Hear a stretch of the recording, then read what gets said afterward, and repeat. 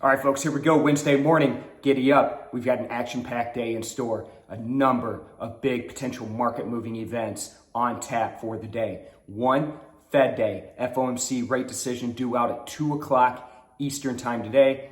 Expectation is no change to rates, so all the focus is going to be on Fed Chairman's talk at 2:30 Eastern time today. What does he say about inflation? What does he say about the future of bond tapering, so on and so forth, if anything?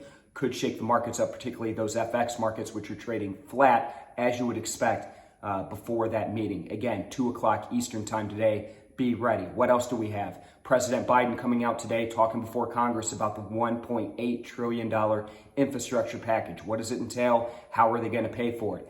That could move markets. What else do we have? Finally, we have earnings. After the close today, we have both Apple and Facebook reporting, two big tech companies. That could certainly shake these markets up. So heading into all of that, a lot of that's in the latter part of the day. What does it look like? Well, again, stock market's flat.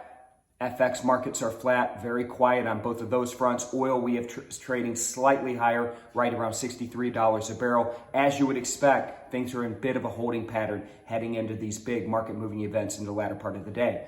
So, what can you do before then? Well, you can go over to Nadex.com, sign up for a free educational event that's taking place next Tuesday. Again, free all-day event.